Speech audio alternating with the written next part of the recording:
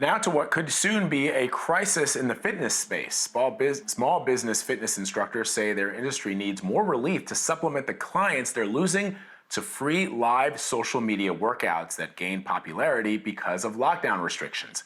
Stephanie McNeil is with us now to give us more insight. She is the Deputy Breaking News Director at BuzzFeed News. So Stephanie, this is a really interesting story because a lot of people are taking a look at folks who are working out at home because they're not able to go to the gym. So what are some of the challenges small fitness instructors or small gyms are facing now that they're at home and what they're up against on social media? I think the first thing to remember about this whole thing is that everyone is trying to figure this out on the fly. This all happened very quickly. All instructors kind of had to scramble and figure out how to survive while not being able to have clients in person with them at the studio or in group classes. And so I think there's two different types of fitness instructors. Some are really good at maintaining online presence. They have a lot of Instagram followers. They have high profile clients. And for them, this pivot was really, no, I wouldn't say easy, but it was easier than others because they were able to partner with big influencers to do these live workouts on Instagram or Zoom or YouTube.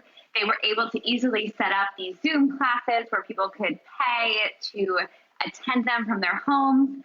But not every great fitness instructor is also great at social media. And those people are really kind of getting drowned out by all of the other people entering this space, because we also have a lot of influencers who have taken this opportunity to work out with their followers online because, well, for a myriad of reasons, everyone's kind of bored, people are stuck at home.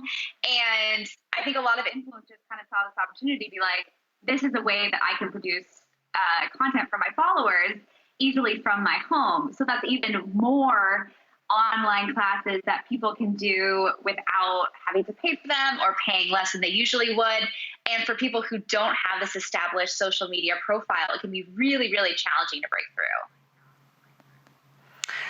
So what are some of the concerns that instructors have, though, for their clients who are choosing to go online to get their workouts? Because the reality of it is just because somebody's, showing you a workout routine online doesn't mean they actually know what they're talking about.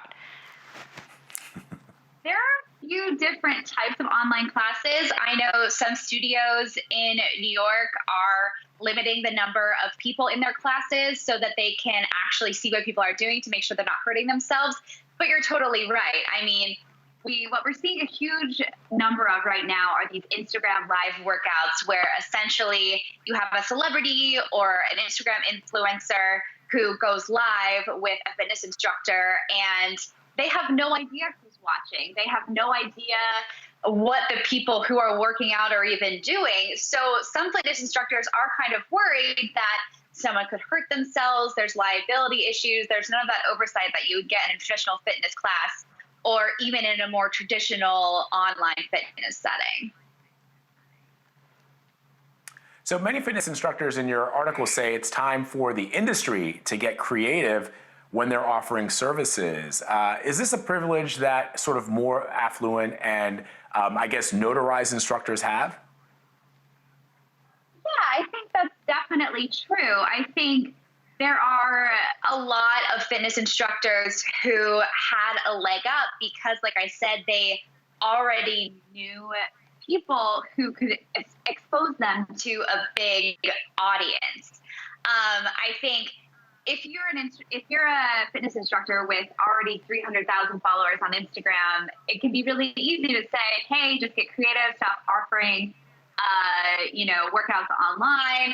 But another big thing is when people are turning to social media to get their workouts, they're going to trust someone with a huge following more than someone with a small following. And one of the instructors that I talked to said that, she felt like when everything's online, she doesn't have as much authority because she only has 300 or 400 followers. She doesn't have all these famous friends who can vouch for her.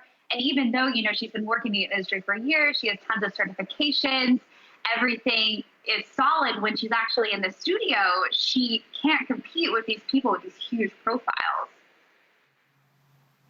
When I was sort of reading your article, a part of me was kind of thinking, well, this might be like the new almost normal. Like maybe not the new normal, but even when things get back to the way they were before, even when restrictions are lifted, Vlad and I have talked about this, people need to feel confident enough to go into a gym or to work very closely with another human being. And so maybe getting online might be something that was kind of like already on its way.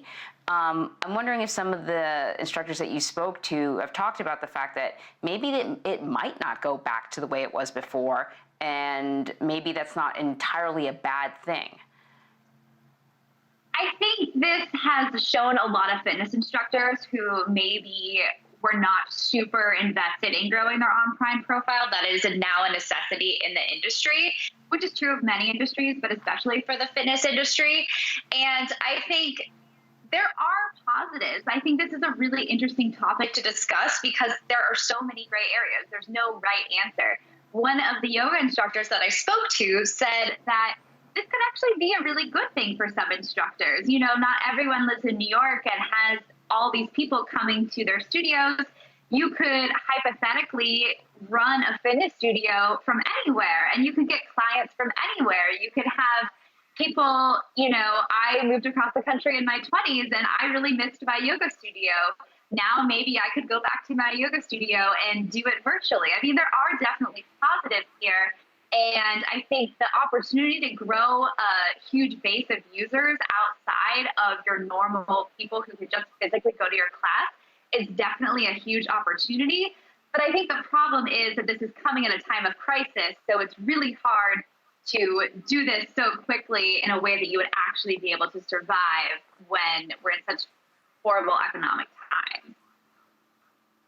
Right, and that's a good point, Stephanie. I mean, at the end of the day, for the people who use personal trainers, that is a luxury, and I don't think anybody's gonna feel terrible about folks not being able to visit their personal trainers. On the other hand, those personal trainers and those fitness instructors are generally small business owners, and so what's happening right now is severely affecting them, especially if that's their main source of income. So I think there's sort of two sides to this story, which is one, the folks who use these trainers are generally more affluent than people who go to the gym or people who just, work out in the park like I do. And the fact that these are small business owners for the most part.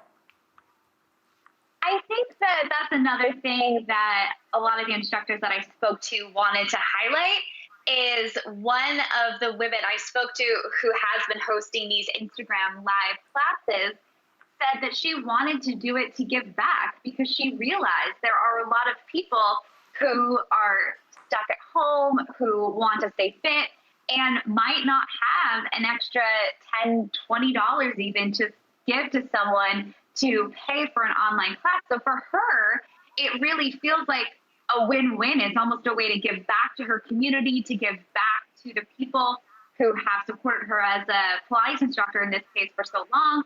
Also, it's opening up a huge new client pool that maybe when, people have a little more money or a little more steady on their feet would be willing to pay for her classes. So that's definitely a good way to look at it as well.